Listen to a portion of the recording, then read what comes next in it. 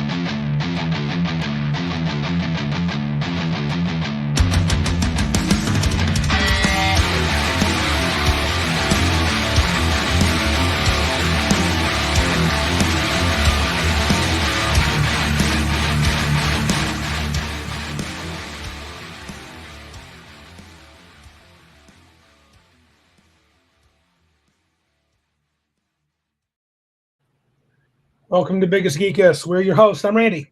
And I'm Joe. This is episode 141 of our show, and the date is Tuesday, May 30th, not 31st, as I typoed in there, 2020. Yeah. Oh, I thought yesterday was the 30th and today was the 31st. No. So, how goes it, sir? Oh, it goes okay. He's blacking out. Cannot be seen. Yeah. Can't see what I'm up to yet. But yeah, everything's cool.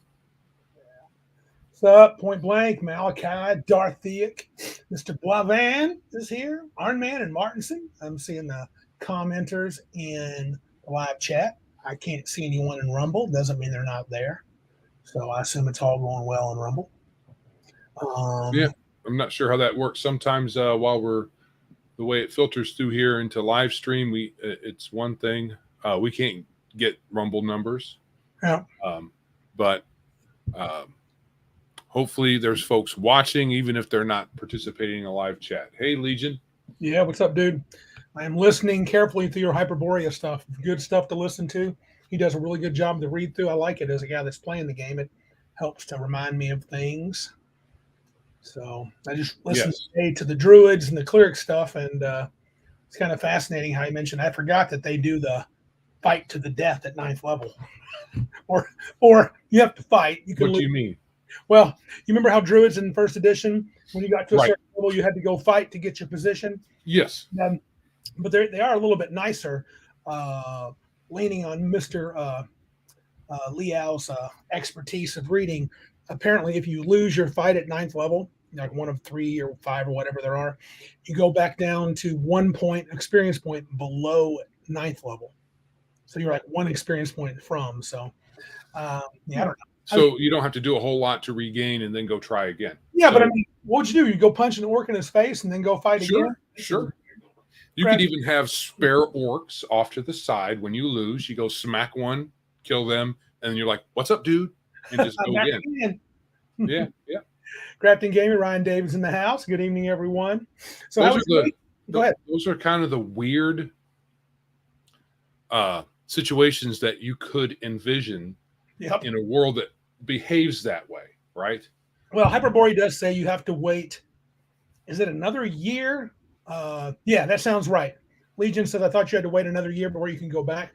Does that mean you're sit around and don't adventure because there's no point to try to get to 9th level? I don't know. I mean, you could do that. Like there's an example where Legion was saying, well, how about your dude just sits in, or maybe you were, I can't remember exactly who said it. But, you could, with rations or whatever, just sit in a dungeon room for X amount of time until you can retry like locks and stuff like that.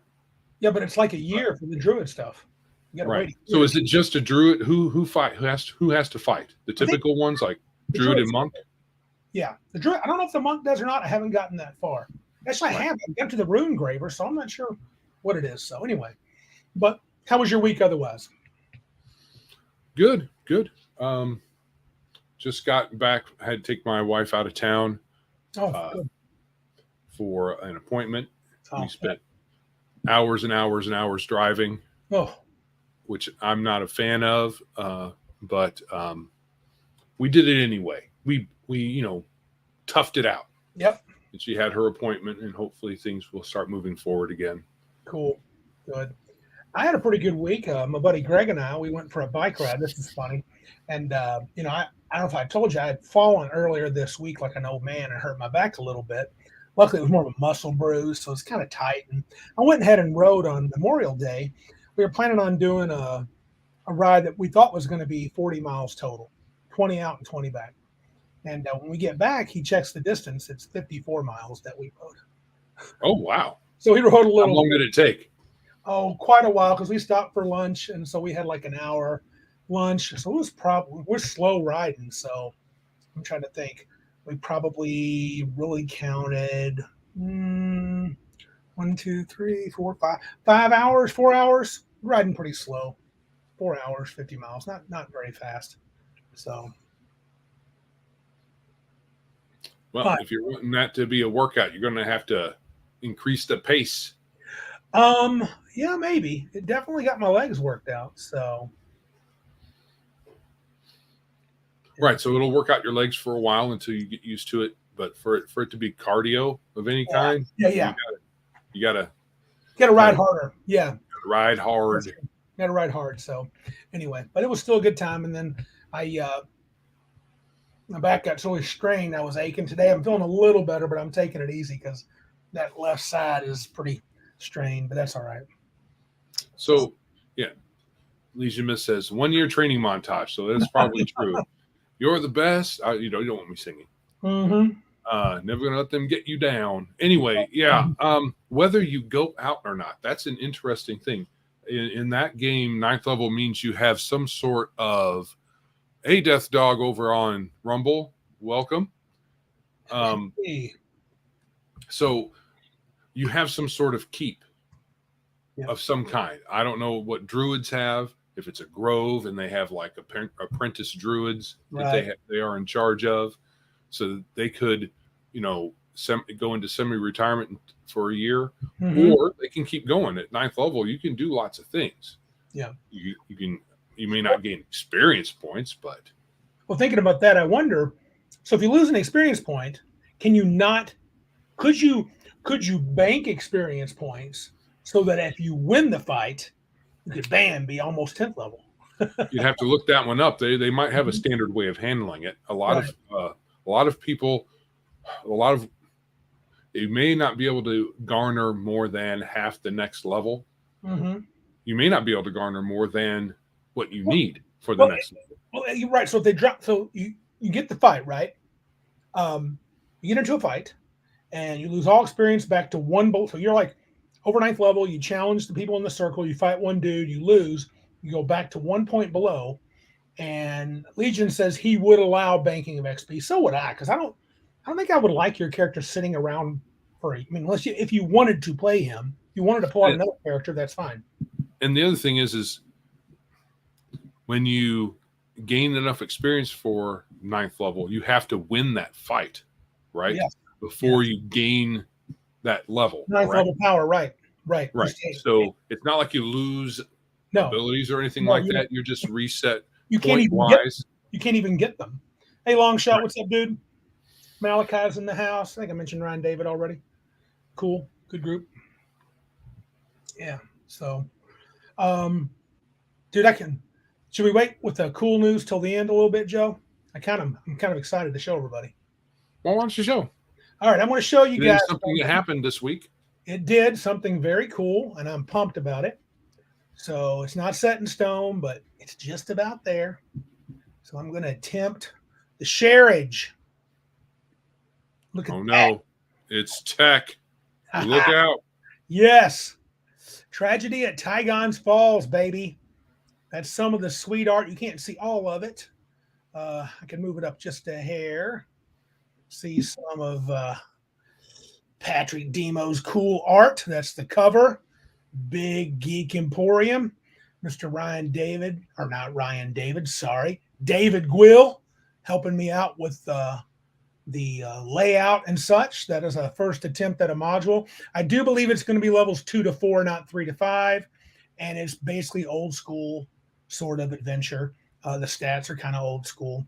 And yeah, that's it. That's good stuff. Can't wait till we System. can get our grubby fingers on it. Hold on for a second. I'm typing weird stuff and making mistakes. Oh, system for Yeah. Mr. Ryan David. This is Hyperborea. Right. I am trying. I'm having issues, and I don't know what I've done again. Daggone it. Keep making a big screen. Yes, it's basically OSE. But yeah, Yes, Mr. Demo. that's no That's a good. sweet cover. That is a sweet cover. That is super cool. And a few more pieces of art on the inside. It's a short. Hold on a second. Yeah. So Ryan might be the system. Yes. We were talking about was Hyperborea with the experience and banking and all that stuff. The system that the module is made for is OSE. Yeah, it's Just to D&D. clarify. Yeah, D&D type stuff. So yeah, clone. It is a clone. You should have little to no problem. Module of the clones with any sort of conversion or usage. I mean, armor class, hit dice, all that basic stuff. I'm kind of like, so I got a giant screen and my stupid tab on. There we go. Daggone. I was having trouble. I clicked the wrong thing. So, yeah, what a giant screen. A giant screen in my YouTube tab, and it was covering everything, but I finally got it. Oh. Yeah. Technical difficulties, basically user issues. Good deal. But yeah, that was cool. And David whipped that up real quick. So thanks to him and thanks to Patrick. We got to get the map put in. I got to make I noticed a little typo there, so I'm going to fix that. But it's exciting. I have high hopes that we'll be at Big Geek Con, maybe at Grand Con, and hopefully at Gen Con. That's what I have hopes. Printed copies. And of course, Big Geek Emporium will have the PDF. And you can print on, and I guess, can we do print on demand as well? Is there some things? If you're expecting to have some copies, then there's going to have to be some print on demand element there. Yeah. So if you're going to, I mean, it's only fair that if we create a print on demand job there that you can use to take it around, we should also provide everyone with access to it. At some point, you might want to hold off until after Gen Con. It's up to you. No, I'm going to print a bunch, and you know what the heck. It'd be cool to have them, and if they don't sell, I'll give a bunch to my friends. It's all right, and they can do with them what they will. So gotcha. Yeah. So all right. Shall we move in to the main topic? Well, have you finalized pricing on it? No, I have not finalized, but it will be cheaper than normal. I'm thinking the print edition is going to be. I don't want to say yet. I'm not sure. I think okay. We'll wait to do that. Yeah, I don't want it to be too much, so I'll watch it. I'll see what it's a 30-page module. It's kind of a classic. It's almost like a 32-page module, so hopefully. You don't want to short yourself though. I know. There's a if you price it too low, people will think that it's trash. It's trash. If you price it, you might want to. There are strategies. Yes. You don't necessarily just say how much did it cost me to make this, because there's also the value in it to people that might be more than the parts that are the printer, the paper and the ink and all of that. Right. Yeah. So I don't. Like I said, we'll see. I got to think about it. So it's been a long time coming, but. And more work than I thought it was going to be. And I still got a little bit of polishing to do. So, but it's a thing. So, yes. All right. So everybody should subscribe, hit the likes and all that good stuff. Right, Joe? Yes, we should all be subscribed. If you have been unsubscribed, and you can check that by going to the subscribe button or, going to YouTube and seeing if you're subscribed to our channel. If YouTube in their infinite wisdom has decided to unsubscribe you, please remedy that. For those who are watching for the first time, click that subscribe button. If you are just listening to us over there in the podcatcher of your choice, follow us on that platform and tell your buddies about us. Yeah, tell them all. Yes, sir. Yes, sir. Also, head over to Beat Geek Emporium and pick up something. Even the free stuff helps Right on. in some way or another. Yep. Okay, let's jump into our 12th Monster Mash. I think I'm going to Are you start. sure? Are you sure? Are you sure there's nothing that Wizards of the Coast have done that we need to talk about? Is They there? probably have. They probably have. It's been the Aragorn thing has been brought up, and I think it's officially. Is it officially out? Because everybody's talking about. Aragorn? Oh yeah, they made on through the Magic the Gathering. They made Aragorn black, and I don't mean sort of dark. I mean black. Yeah, I think that's out now. I saw that on. That's been a few weeks though, wasn't it? Correct, but Diversity and Dragons did it. Gosh, who's the dude? He wears the glasses. He got a full beard. He usually Nerdrotic. The Nerdrotic Daily guy said it. I mean, everybody's talking about it today, and so I'm like, They had announced it a while back. Yeah, but now it's out. Maybe it's out now. I mean, here, look, God, they're so whatever. They're dumb, and they got to add. We talked about it, price increase. Okay, Ryan, drive safely, dude. He's gonna. Yes. Yeah.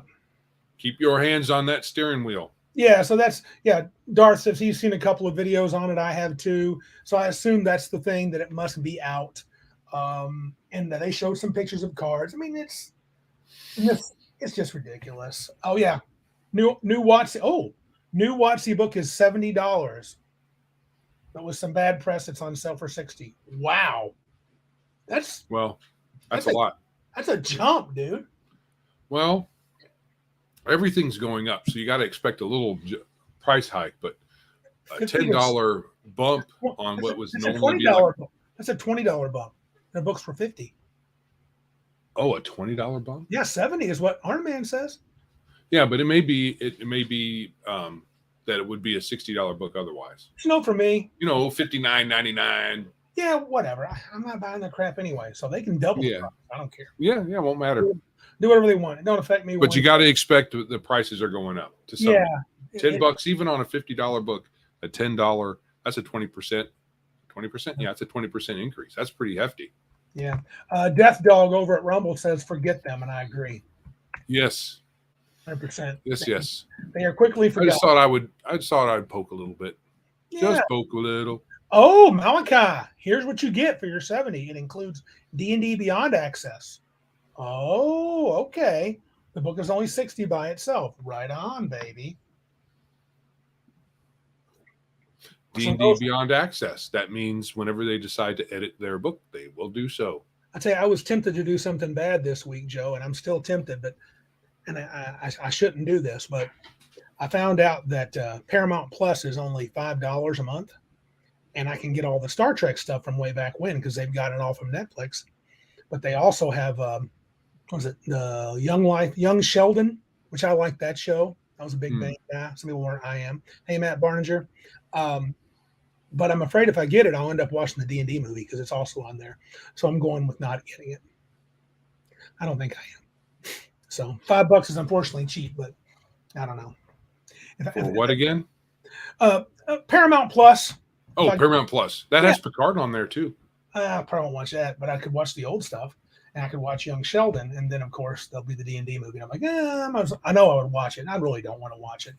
And if it's $5 a month, I know they're not getting all that much money, but I don't want to give them a penny. Yeah. So I'm not very enthusiastic about any kind of new cinema. Yeah, not really. That's every once in a while, the wife and I will find a little gem in streaming.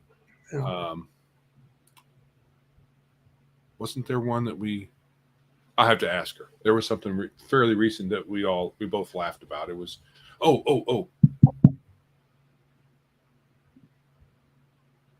something in Charles. Charles in Charge? No. No. Essentially, it's about this dude who tinkers with stuff in his garage, and he builds a robot. Oh, right. He's a local handyman, and it's British, and it's dry British humor, and it's a nice little show. Malachi just said something. I have heard this. I don't know why this is. He says Sheldon is an insult to Asperger's. Big Bang Theory in general is. I don't understand why that is. Why is it an insult?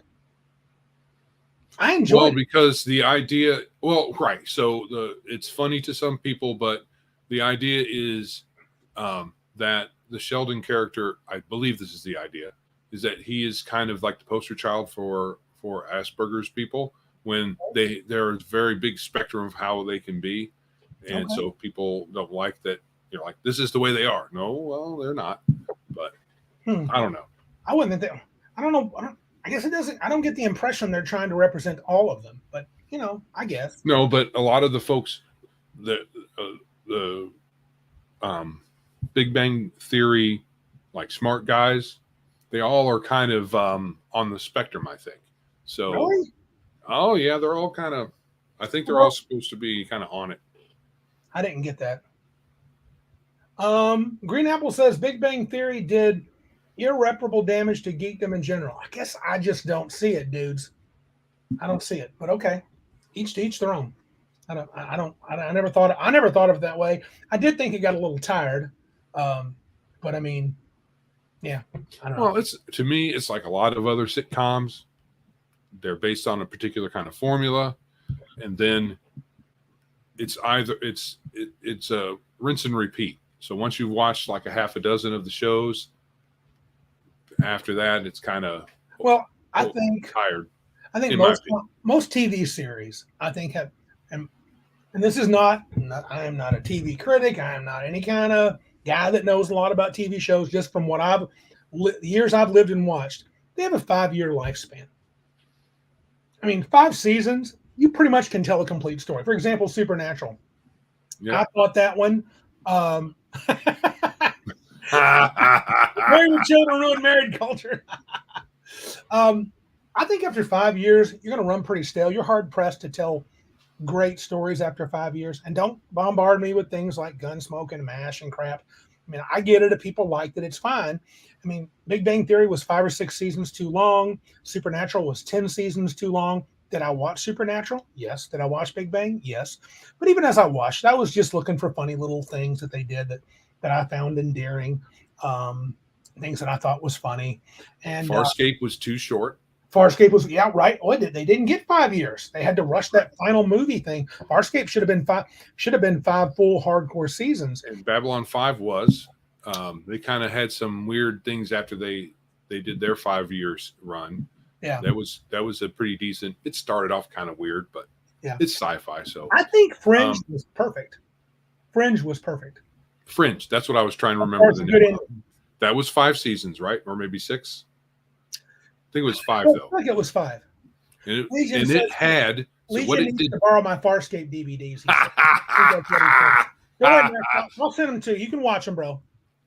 But Fringe was just different enough throughout the season so that you weren't getting the formula that you get in a lot of other shows, because they would either focus on the other dimension, or they'd have the characters switched out because they're different people in a way. But Fringe did it right for that kind of show to keep it fresh.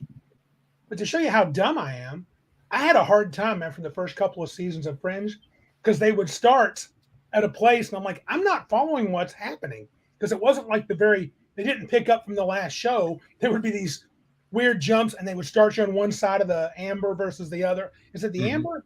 No, not the amber is what the other world. The other world, the other dimension. Yeah. Yeah, right. 10 seasons for Friends, which I didn't like a season of Friends, but people did. To each their own. It suffered from the same thing. They had their characters, and it was just on repeat almost every episode. Point blank, I guess, is in regards to Big Bang. It did. I'm saying it was bad because it got normies in our culture, made it hip to be square. Now fake geeks. Okay, I guess. Okay. I always have an issue with people saying it's they broke our stuff in a way, but I understand from the point of view that where some people will say that rising waters lift all boats or something like that. Yeah. The more the merrier kind of thing. I don't really think that that's the case, because you take something that's niche and special and change it to make it palatable for the masses, Yeah. and then it ends up not being what it used to be. Death Going Dog- forward. Hey, Going forward. Death Dog 13 at Rumble says, I enjoyed the show, but it's a template for leftism for normies and encourages simpitude, being a simp. I don't think he's wrong there. Mm, It is right. definitely So- a lot of lefty stuff, and those characters were definitely simps. Right. So while we can still play our games that we currently have, and those aren't ruined, stuff going forward has the stamp on it. Like TV shows and, new TV shows, new movies. I don't know about music. I haven't listened to new music in a lot in a long time. I catch the little bits here and there.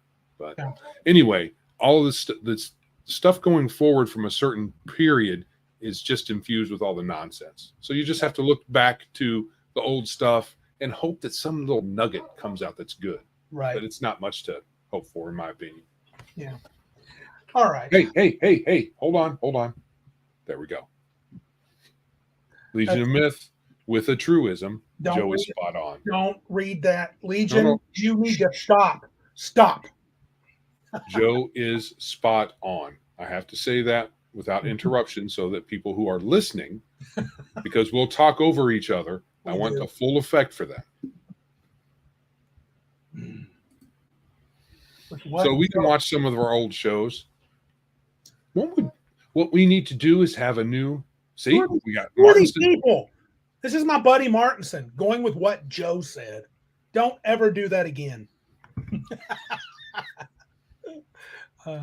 We need to. Would it be a good idea? We were talking about this over the weekend for us to resurrect maybe one more older topic where we look at some geek culture from the past and see if it holds up, or just have like top 10 geek TV shows or something like that we could all talk about for the duration of our stream. I'll tell you that would make it lively. Oh, I think for sure these people would have a lot of opinions. That'd be cool. Maybe we should do it. Sounds all right to me. Oh, we can watch old shows, just not Super Friends. Yeah, Super Friends. What? Super Friends. Okay, that's it. Anything with the Wonder Twins. If they brought in the Wonder Twins, I'm done. Wonder Twin powers activate. I mean, you could get rid of the dude, Jan. Because the girl, she had something powerful. She could like turn into an elephant. Right. But he just, bucket of water. Green Apple does like you mostly, Joe. He says, I just watch stuff I grew up with or shows that I missed growing up. Nothing in current. Yeah, it's hard to watch current stuff. I started to watch a show. And this is a different thing, though. My friend suggested Louder Milk. I don't know if you've seen that. I don't know if it's on Netflix. I don't even know what that is. It's a comedy. And it's a lot like my buddy, to be honest with you. The main character's a lot like him. I don't. And it was like immediate. You know how I'm kind of Deadwood's too much for me. Some of it's just, the constant statement of cocksucker. That's what it's. I'm just going to say it. They say it all the time. Every other word, and everybody says it. And then it's, lots of boobs and stuff like that. And nobody's really that good. And I've already predicted what's going to happen. I asked my friend, he goes, yeah, that's what's going to happen. You've seen it. So I've stopped Deadwood and I'm going to try Hell on Wheels. He said, that's kind of, he suggested Louder Milk, but Louder Milk didn't seem much better. It had a lot of rough words, but it was the first episode was kind of interesting. So yes, Martinson, the kid with no superpowers, I believed he was on there only for that first season. Then they brought in Jana and Jane. Brian and Charles. It's a comedy. Okay. Kind of dry British comedy. If you're into those, Brian and Charles. Okay. Brian. It's on one of the streaming services. Oblongs. Prime. Amazon Prime. Okay, let me write that down. Brian and Charles on Oblongs. That was animated, right? I don't know. I've never seen it. I think that's an animated thing on Adult Swim where they had no arms and legs, just a head and kind of a oblong torso. That's weird. If I'm remembering correctly. Oh, Death Dog claims the 80s D&D cartoon should have got 5 seasons. Well, they guess they did have arms. Well, I agree with you, Death Dog. The AD&D cartoon should have at least finished it up. They had an interesting final episode. I've seen it on YouTube. It's dubbed sort of. It was never actually they used when I say they had one, it was drawn up. It was storyboarded, and then they kind of dubbed it using old clips. Have you seen that, Joe? I think you've seen that.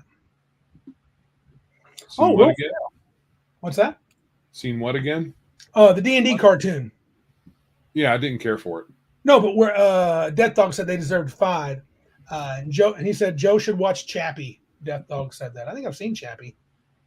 Have you seen that, Joe? Isn't that kind of a grim and gritty? Number 5 is still alive. Kind of. It's it's a live action. Yeah. Because I mean, it seems like a similar premise from the preview where it's a robot that becomes self-aware. Yeah.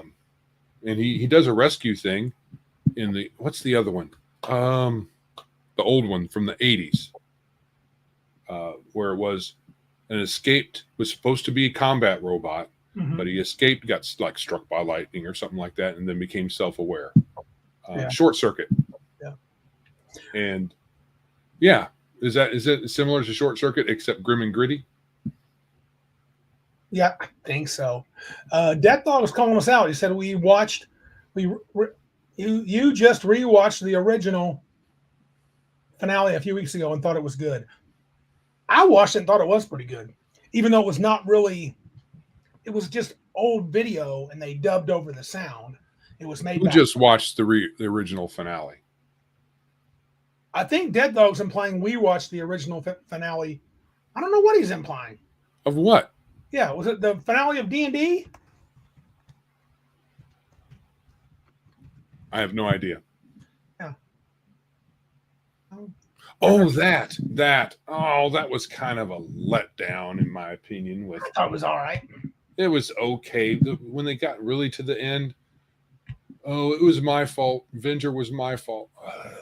I wish I'd been 10 or 12 when it came out. It would have been. I mean, Dungeon Master was a kind of a dick. That's what everybody says. I feel like he was a kind old man. He was a kind old man who said, "Hey, here you are in this area. Have a good time. I'm not really going to tell you anything about what's going on, although I probably know everything that's going on. I'm just not going to tell you. Okay. Here you go. Bye. I'm out." Right. I think he would give like a cryptic riddle every once in a while that if they picked up on it, maybe there was a clue in there, perhaps. But for a kids show, you got to give it a little bit, man. They're trying to tell a story for kids, and he brought him in. Oh, and Darth has got the right of it. All DMs are dicks. We all know that. I agree, 100%. So he was appropriate. I guess.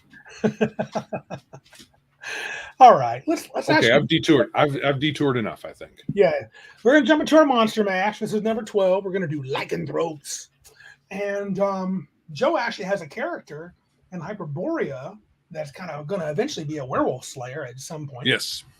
And I've had an up and down relationship with Lycanthropes. I have brought them into the campaign, took them out, never even thought about them. Probably liked them the least during 3rd edition era. I didn't think they were that great because you had to have levels to them to make them worth anything. If I had to describe just in general my thought of Lycanthropes, they're definitely a staple. They deserve to be on the list. This is the 12th one. And we haven't ranked them yet. But I did think that they, again, my infatuation with them was, like a sine curve, up and down, up and down, up and down. OD&D had the standard 4 types: wolf, boar, tiger, and bear. And that was pretty common. They did get expanded through different editions and different versions. But just like everything else, they ended up with 50 million different weir forms and then half weir forms and stuff like that. It got ridiculous. I thought their hit dice were kind of weak sauce, especially a werewolf. He's always hovered around 4 hit dice. That seems kind of weak to me. But to be honest with you, now that we're going back to Hyperborea, I think I'm learning more this is weird to say this. As much as I knew D&D, I'm looking back at the old D&D with a different perspective. Yeah, Joe would love this. You did it, Joe. You got it before I did. Go ahead and tell him. Tell him all Yeah. it is. Weird tiefling. A weird tiefling. That's great, Weird Lee. tiefling. So, they just always seemed kind of weak. Absolutely. The Weir Rat was cool. Though there weren't, that was conspicuous, point blank. He says the Weir Rat was kind of cool. Yes, they were all kind of cool. But he was conspicuously missing in OD&D, at least in the second book for monsters. Their discussion of lycanthropy was kind of weak. You couldn't even catch it until you were knocked to 50% hit points. It could be fixed by a cleric with cure disease, and you would become one within 2 to 24 days. Only silver and magic weapons or attacks or spells could hurt them. Not much discussion outside of that in OD&D. So but OD&D, to be fair to them, they just assume you understood mythological tropes. I think they did a lot of the time. So you knew how monsters sort of behaved. It still seems, especially since there's always been from the beginning of cinema, at least, with monsters, that the vampire and werewolf are kind of mortal enemies, right? Or immortal enemies, as it were, right? But they were enemies, and they would kind of be almost on par. And considering that, and how weak relatively werewolves are to vampires in D&D, yes, it would be interesting to have perhaps a similar gradation, like you have vampires, where you have a vampire and then like a recently turned vampire, and then the vampire lord. Yeah. But you could do that with werewolves too. You could have like a werewolf lower members, and then you can have werewolves that are tougher. Third edition had a werewolf one. Third edition had a tough one. That would be appropriate, I think. But if you look here in the chart, I'm sorry, go ahead. But you could. They don't necessarily need to have a lot of hit dice, but you can give them phenomenal strength and they're already immune to a bunch of different ways to attack. So if you make their damage high, then they're kind of that might make up for it. Yeah. Well, here's your basic stats in the book. I've got it. I'm sharing it now. Mm-hmm. If you look here, there's the hit dice. Interesting enough, they allowed a lot of neutrality, neutral and chaos for all but the bear, I believe. And the Weir Bear was definitely the toughest. I mean, he had high AC. He had most hit dice, followed by the tiger. That stays mostly consistent throughout the core of the werewolves, of the weird creatures, which are lycanthropes. Then here's that little couple of paragraphs here. Right? I don't know if you guys can see this. Yeah, you can see me highlight it. They talk a little bit about how they travel, the family pack, and then there's a little comment about when young are killed and how many are there. And there's the comment about any seriously wounded, or they say, anyone seriously wounded by a lycanthrope, assume about a 50% total possible damage will be inflicted and himself become a lycanthrope in 2 to 24 days unless they're given a cure disease spell. And I understand this is OD&D and they're just starting, getting the hang of it. But I thought it was kind of peculiar. But I think I'm starting to understand OD&D in that it purely expects you to, you're assumed to be intelligent. I mean, about what you're talking about, that we all have a shared understanding of these creatures, and so they don't give you that much to go on. How much do you need? I think the DIY was big in OD&D. That was the big, right. If you need more info, make it up. Sure. Like the whole strength thing, they had 4 hit dice, which told you how hard, well, at least how accurately they hit, and then in their individual descriptions, it might. Well, no, in old D&D, what would be their damage with their attack?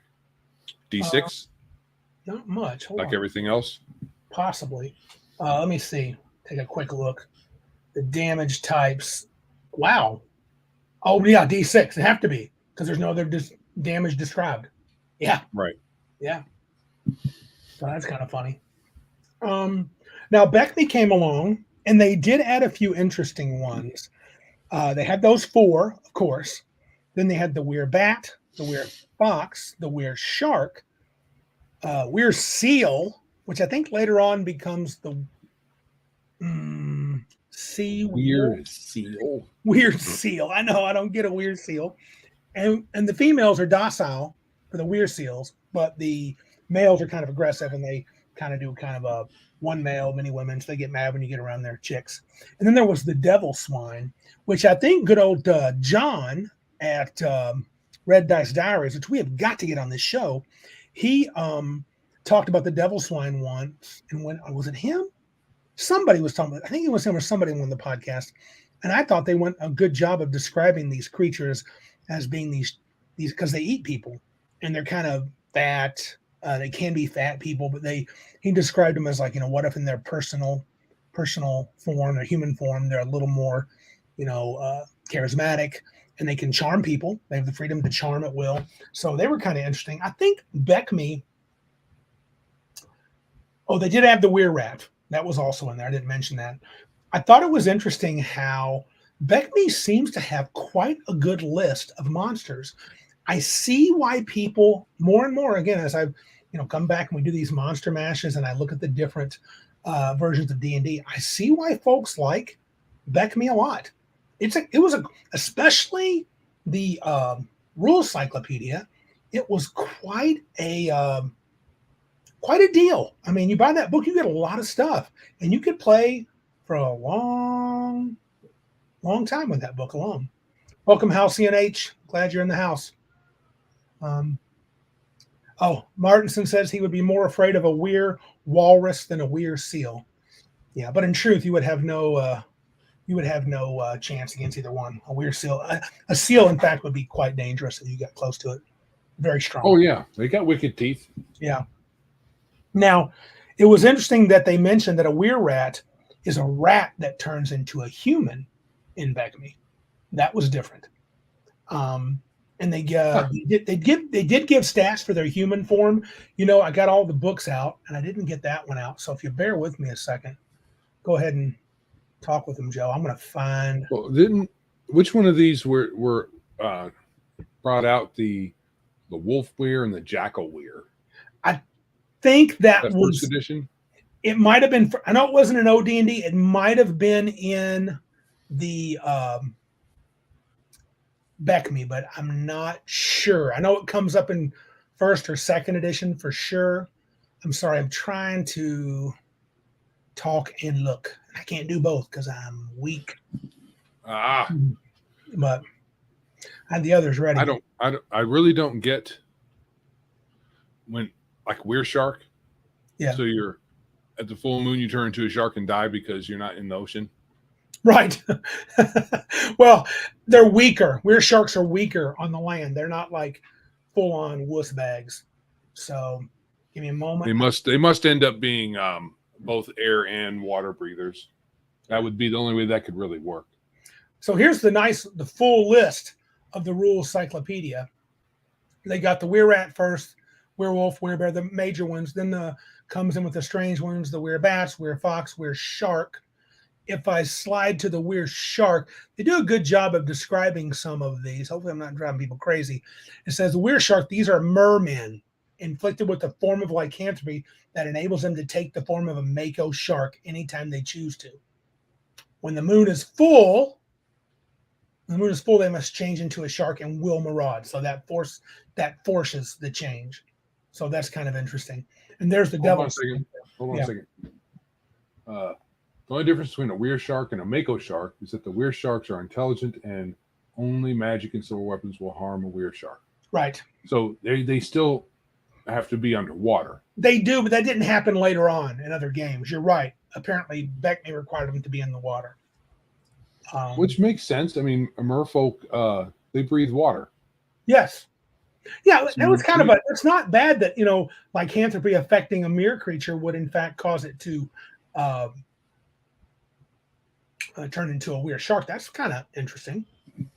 From a mere man or a mere woman or whatever. Mermaid. I can't speak tonight. But yeah.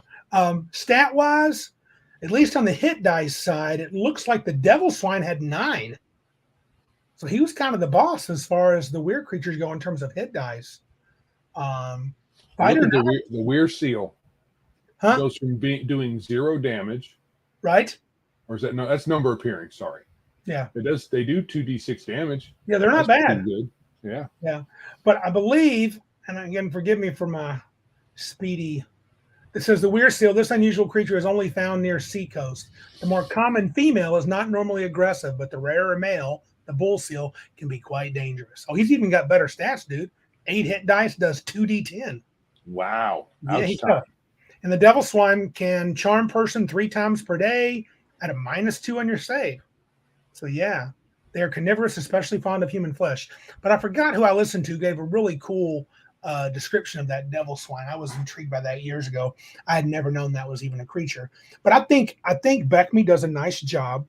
It does go on to tell us in that game that you can turn into one the same way, getting bitten, taking 50% damage. But the cleric needs to be 11th level in this version of the game, and then cast Cure Disease. Also, if a demi-human contracts Lycanthropy and Beckme, they die. Humans have 2d12 days to be cured or become one and get handed over to the DM. It specifically says that in Beckme. So Right. You should. I mean, they eat people. mm-hmm. They're the bad guys.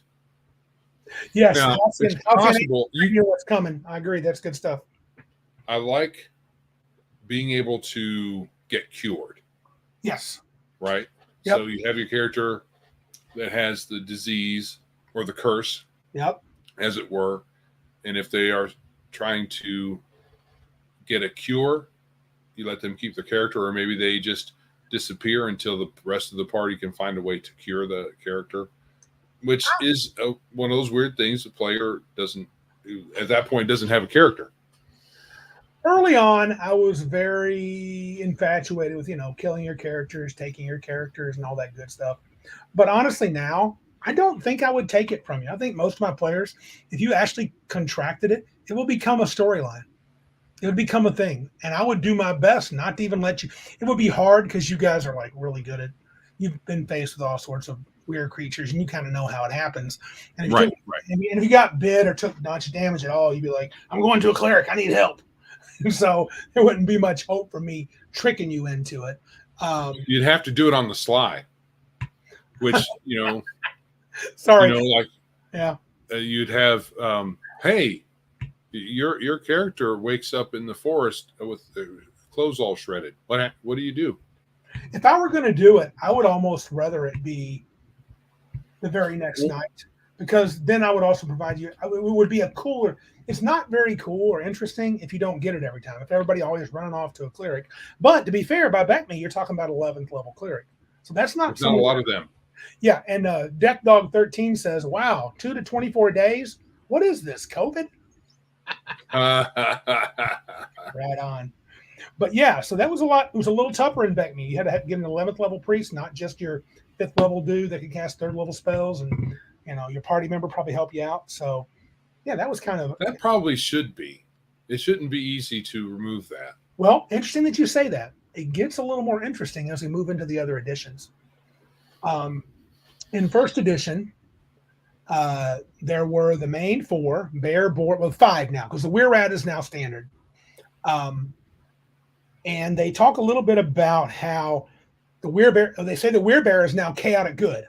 I believe that's the first time. Well, I think Beckme has some good lycanthropes, but they mentioned that specifically. Yeah, the Weird Bear can be either law or neutral. Right. And they don't go into much discussion about, in the first edition monster manual, about the background, other than I know they all get, I think they tend to keep company with animals. For example, the Weird Bear hangs out with 1 to 6 brown bears. That's grizzlies. So that's a beefy bunch of compadres. You would not all brown bears are grizzlies. Oh, I thought they were. No, you have brown bears, black bears, and grizzly bears. I'm pretty sure. I thought brown bears were a type of grizzly. But good. I know the brown bears are bigger. Yeah, brown bears are bigger than black bears, but I don't think all the brown bears are grizzlies. But I could be wrong. And the brown bear is a large bear species found across. Yeah, you're correct. But they are big dudes, though. They are not little. No, brown bears are big. Much bigger than the. You don't want them. I think they're more aggressive than the black bears too. But I'm no bear expert. Thank you. Reactionary Principle Gaming. Grizzlies are a type of brown bear. Yeah, there's all kinds of bears, but the brown bear, yeah. But I'm saying brown bears are the more aggressive types. You know what? It's weird, but I did kind of like the picture of the weird tiger. I don't know why, because when I look at it now, it looks kind of goofy. In the 1E Monster Manual. Oh yeah, it's like he's wiggling his head. Yeah. Oh wow, I've heard of Kodiaks. Arnman says grizzly is inland brown bears. Kodiak bears are larger coastal brown bears. Yeah. Isn't there a Russian brown bear too that's got a name that's supposed to be tough? But the weird tiger always infatuated me. I was never sure how to use it in the campaign, but I thought it was pretty cool. Point blank, that is not the thing to say on this podcast. Okay? Stop it. Joe can stop right now being right if he wanted to, but he doesn't want to. He wants to be right and me be wrong. That's okay. We will be playing Hyperborea soon. We'll find out who's really right. So, yeah, that was interesting. Where did Joe took off on me? Are you still there, Joe? You must be gone. This is my way of putting a sack over my head. Then you're going to be right without even being on the show. So that'll make it worse. But 50% damage from the Lycanthrope still turns you into one. This was interesting. Belladonna comes up in a discussion. Where did I read this at? Because I'm not seeing it here. Maybe it's earlier on. Let me look. Oh, yeah, here it is. Belladonna, if you make a concoction within an hour and drink it, 25% chance to save you. But there is a small chance that you're going to be poisoned and die. Yeah. That's a drawback. Otherwise, cure disease from a 12th level or higher patriarch. Ooh, named level cleric. Within 3 days, or you become a lycanthrope in 7 to 14 days. Oh, patriarch. They wouldn't like that name level these days. No. Now that would be right out. That was the real patriarchy. Well, then, if we ever make our mud sword game, we're absolutely having patriarch for sure. Every class at 9th levels will be called. Let's call it patriarch. That's it. That's the title of the game. Patriarch. The RPG.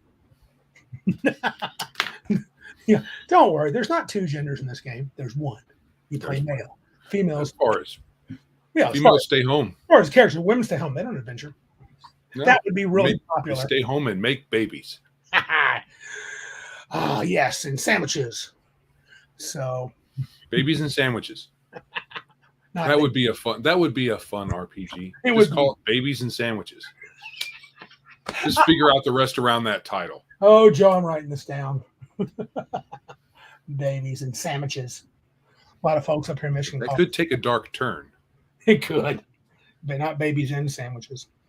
Now, in second edition, which we all know second edition is basically first edition, it's interesting that there's much more background detail. So again, bear with me as I race to get to the Lycanthrope page. For some reason, even when I save these PDFs, when I X out of the PDF, it always starts at the beginning. Is that normal? A lot of my PDFs will stay wherever I was last time. Do you have any idea about that? So like a lot of times when I hop out or close the PDF, when I open it back up, it'll pick back right where I was. But that's the way it's supposed to work. Some PDFs don't, though. Is that because they're not done correctly? It's probably because you're using a Mac. Everything's because I'm using a Mac. There may be some setting in there may be some aspect to that PDF that wasn't done a particular way. I can tell you it's annoying right now. Wolf Weirs. According to Gabriel 44, Wolf Weirs and Jackal Weirs are based on the Japanese Hengayo yokai. If I'm pronouncing that right. Animals who turned into men. It's easy for you to say. I wonder if they had examples of that in Oriental Adventures, if they had those things. That would be cool. Well, since you mentioned it, I'm going to go ahead and show you this. There's a Jackalweir. Mm-hmm. I didn't have them on my list. They're chaotic evil turds. Their gaze. Oh yeah, their gaze cause sleep. That's cool. And a terrible and savage creature which preys on unsuspecting travelers. Can be found in any three forms. I don't think it turns you into one though, does it? I'm not seeing that anywhere. Yeah, I don't think wolf wears do either. Yeah. Okay, let They me just kill you dead. stop sharing before I zip through this PDF and try to find my Lycanthropes. Lucrota. I love those creatures. Those were cool. According to Martinson, they had rattlings in Oriental Adventures. Okay. I believe that. Oh, here it is. Here's what I think this is what they got rid of the weir seal and used this as the weir seal instead. It definitely has a meaner look to it. The sea wolf. Is it a lycanthrope? Are humans who can assume the form combining, of a Okay. seal and a wolf. They are chaotic and neutral evil. They are not nice dudes. Lesser and greater types. Yeah. Yeah. Okay, that looks weird. Yeah. Kind of a weird looking dude, ain't it? Crazy looking guy. He had 9 hit dice, though. The greater one did, so not bad. Let me scoot on down, then I'm getting close. There we go. Lycanthrope Weirbat. So they had those. Oh, what's that? That's a weirbat? Yeah, sorry. Weirbat. All righty. They were neutral evil. Weirbears were good still. But I wanted to get to the part where there's more background given. I think it's there's a weir fox, it's a fox woman or whatever. The standards are there. Then you get the weir raven. That's a good creature. I think they were often found in Raven. Yeah, they have migrated, seems to have migrated to Ravenloft from another realm, probably Greyhawk. They're no longer found in the original plane, but in Ravenloft only. Yeah, they were talked about a lot. And I mean, weird creatures got it. There's a Chicky Poo weird tiger. Yes, with one her shoulder Yes. tantalizingly off of her sleeve off of her one shoulder. Yeah, looking sexy for the furries out there. Yeah. Where did they? I'm sorry, guys. Close your eyes. This could get ugly. Let's see here. Oh, there it is. You're going to induce some I am. epilepsy here, dude.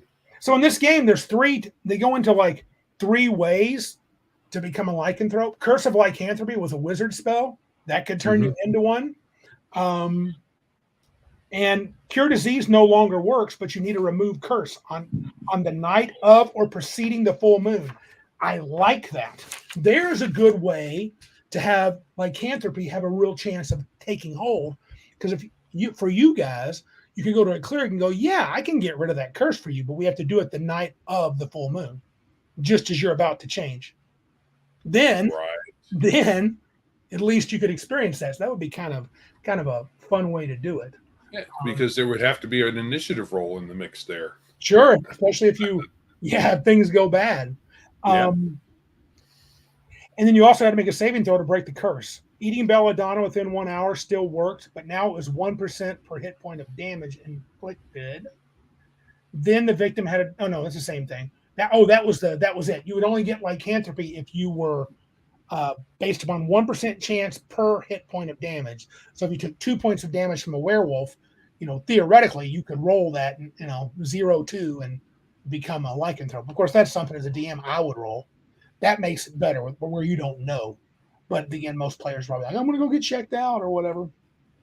I did like the Van Richten's Guide to Weird Beasts. I used to have that. I don't know much about it. I don't have a PDF of it.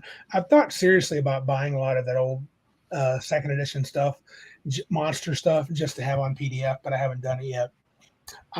There were basically 3 types of weird creatures. You were either a true weird creature, that is, you were born as one. You can shape change whenever you want, full moon or not. Cursed by the spell, that spell of lycanthropy, or infected. And then you would only turn into that form before, on, and after a full moon. So that was kind of interesting.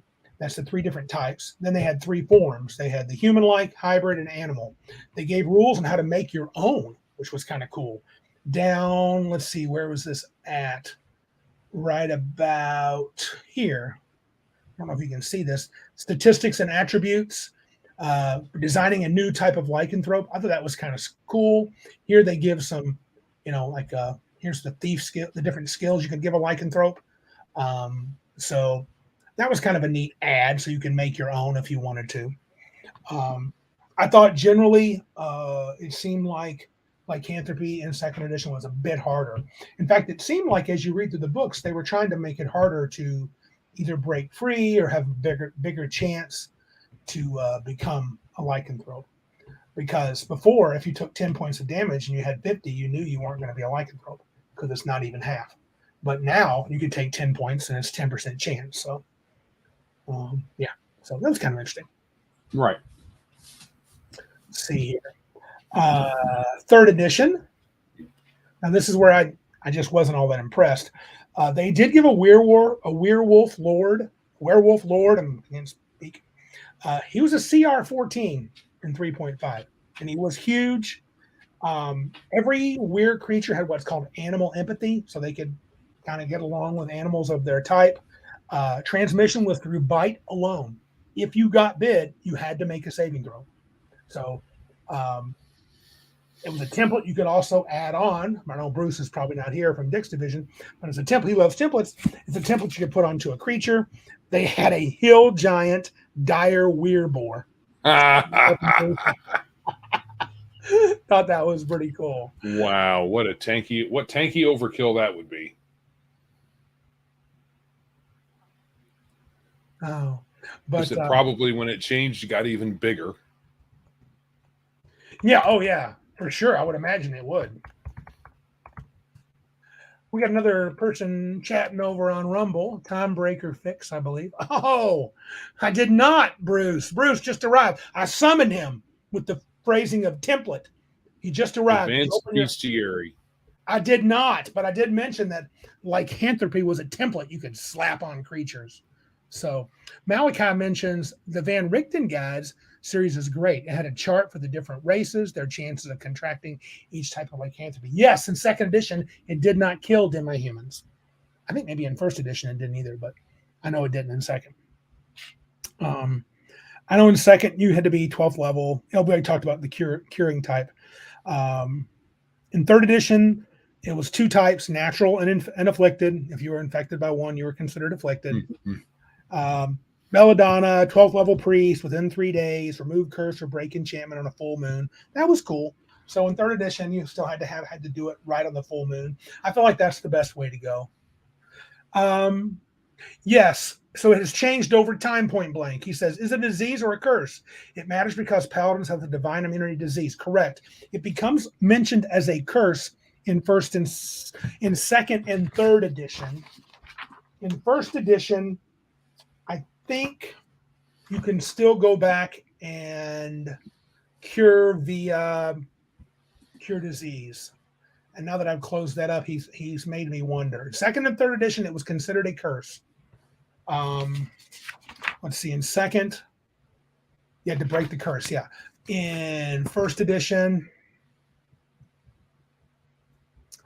sorry guys, I'm speeding through here. Sometimes it might be better for me to have the books out. I can probably find it faster with the books, but let me see here. Cure disease. So it was a disease in first. So second edition, it became a curse. Second edition, it became a curse. So second and third edition, sorry, Paladin, your cure disease means nothing. So right. Which I think that's more. I don't know much about legends of werewolves. I know in the curse, was it the Curse of the Werewolf that was Lon Chaney? Is that what that was called? I believe so. Probably. Yeah. So that's interesting. I think I would prefer a curse. I think it's better. I think it's better in the. Well, with the curse, it's likely just to be one instead of a bunch, and then it can pass to another person, given the right circumstances. With it being a disease, it can spread. So it depends on what you want for your game. You just want the one, especially if you have a werewolf lord and he's cursed. Just make him cursed, and then you don't have to worry about him, spreading it. Viking Wolf. I watched that show. I think it's on Netflix. I watched it in preparation this week, a couple days ago. It's kind of a weak, somewhat cheesy werewolf movie, but it wasn't bad. It reminded me a lot of An American Werewolf in London, except it wasn't funny. I thought Okay. it was very interesting. I liked the fact that um, the creature turned into a true wolf that was much larger, much more vicious. There wasn't really a human form in this particular setting, and it was a Scandinavian legend. And I think the movie was made by Swedish and Norwegian. It's called Viking Wolf. I Hmm. will I will encourage folks who like horror movies to check it out. It's dubbed from Swedish or Norwegian or something, but I enjoyed the crap out of it. Um, let's see, what's the lady saying? Oh, I don't know the werewolf TV show. I never saw the I old know world. dog. I know Dog Soldiers, but I don't know the old TV show. Have to look that one up. We're you've seen Dog Soldiers. That's like Aliens meets werewolves. Crafting Gamer says, here's an interesting question. If a zombie disease and a werewolf disease came across each other, which one would win? I'd say you have both. I say you have a zombie werewolf. That's what I say. Looks like we have. It looks like Timebreaker fixes talking to himself. Oh, is he? Oh, it's not. It doesn't have anything to do with what's going on. Oh, okay. The Warwolfer on the night tells me you're plotting more BS on my platforms. Name, names, and views on your files. Whatever. Let's say I'm not Ire Cole and I target myself in the Collins with nukes. How it moves? Yeah, I don't know. That doesn't sound like a person. Well, yes, Bruce. Dog Soldiers is boss. American Werewolf in London is awesome sauce. Martinson says there's a good one. Ginger Snaps. I enjoyed that one. I've never seen that one. I wonder if Letty's talking about this. Halcyon H says, anyone remember the Fox 66 TV show that was about a guy bitten by a werewolf and he was hunting the werewolf that bit him? He had one eye. I do not. No. Of course, where I grew up, Fox I think was 41, but I pretty much left that in my home there before Fox even came around. But yeah, that's the same show Flady's talking about. Halcyon. He doesn't know what it is either. So, all right. Okay, you taking care of the Rumble issue. I muted the dude because it's just weird. I don't know what it is. Spewing nonsense. Yes. But 3-5 was delivered via the bite. You made a saving throw, fortitude save. And if you didn't take any damage and made your save, you're good.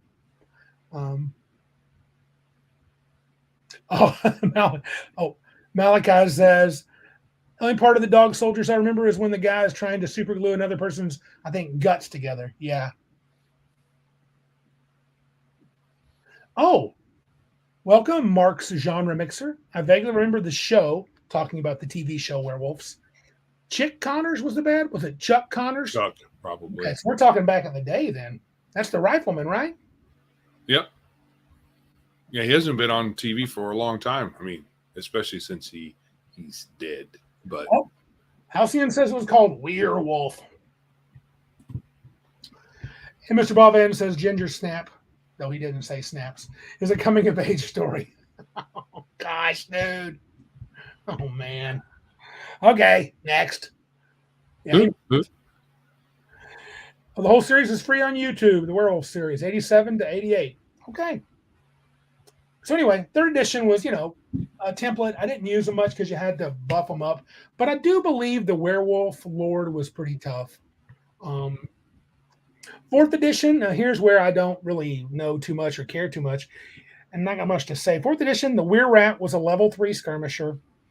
Whatever that means. The Werewolf was a level 8 brute. Only types given. You do not contract lycanthropy in 4th edition at all. It's hereditary. The bite inflicts diseases, filth fever if you're a were rat, and moon frenzy if not. There is no turning into a werewolf in 4th edition.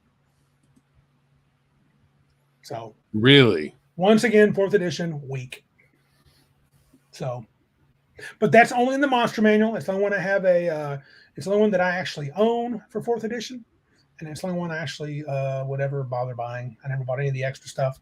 But it was very weak sauce that they only had those two in them in the monster manual. And there was no turning into a werewolf. So 4th edition weak. 5th edition had the natural and afflicted types, like in 3rd. They have the bear, the boar, the rat, the tiger, and the wolf. It was interesting that they said the bite gave you a chance of getting lycanthropy in 5th edition, or the tusk of a weirboar. So they're boar. If they tusk you, you would get it. Remove curse cures it. Weak. That's all it says. Remove curse, done, cured. It does give stats for PCs who've been afflicted by lycanthropy in 5th edition. To what extent that is, I don't really know. If it really even matters, probably not. Let's see, where are the stats? Oh, you gain like a werebear. The character gains a strength of 19 if his or her score isn't already. A +1 bonus to AC while in bear or hybrid form. Attack and damage rolls for the natural weapons are based on strength. So you get a stat bump and some other crap. Once again, 5th edition, lazy, I think. Now, according to Halcyon, now would Manimal, if you remember that TV show, vaguely, which was a pile of crap, yeah, be considered a werewolf? TV show where hero can turn into animals. He was bestowed the gift of shape changing into those forms, I believe. Wasn't there some kind of archaeology? Wasn't he an archaeologist of some kind? I can't remember for sure, but yeah, I don't know if that's like a lycanthrope. Got some good comments on 4E. I must be breezing through it too fast because we didn't really play it. Point Blank says that's the reason you didn't turn into any kind of lycanthrope is probably because of balance issues. 4E was all about balance. Yeah, and you'd probably have to completely restat, get new powers, get dailies, and all brand new stuff. Mr. Boivan says, do you think the 4E did no turning into the lycanthrope in reaction to Werewolf the Apocalypse? I don't know what that is. I mean, I know the game. Apocalypse. Yeah, I know Werewolf the Apocalypse, but I don't know why that would have an effect. There must be something about that game I don't understand because I've never played that either. I've never played Werewolf the Apocalypse. I've played a handful of 4E games, sessions. But maybe perhaps what he's trying to say is because Werewolf the Apocalypse came out at the same time, maybe they just didn't want to have PC werewolves. So possibly. I think Point Blank had the right of it. I think it's more likely that 4th edition, because they were priding themselves on balance. And so whatever. I mean, good for them. But I just thought it was weak. I mean, you can't even get lycanthropy. I don't even understand the point of even fighting them then. I mean, they're just another humanoid then that looks cool. Got a cool skin on them. Right. Oh, Halcyon H says White Wolf Games, where werewolves are more protectors of the world. Oh, okay. Maybe. I think the 5e was kind of weak. What's up, Cigar DM? How you doing, bud? Come on now. Oh, DC Gar. Yeah. I just think, I don't know. The whole curse of lycanthropy, how do you, non-human lycanthropes are possible in 5e. They're natural werewolves. Dorothy says the Wolf of the Apocalypse, you're born with it. You're not turned into it. That might even be likely they can't. Likely they can't turn people either. Maybe they were inspired by Werewolf the Apocalypse. That's possible. So, Black Spiral Dancers. I'm not sure what Flady One is saying, but there must be some kind of type, maybe a werewolf type. Is that what a Black Spiral Dancer is? Flady One. Let's see here. Black Spiral Dancers. Oh, answers for 5e. Hit us up, Cigar. Okay. What answers do you got? Because I think it's weak that all you do is cast Remove Curse and it's over. I Yeah, think. because you get remove curse at third level, right? Isn't it a second level spell? I'm not Or sure. it was in previous editions.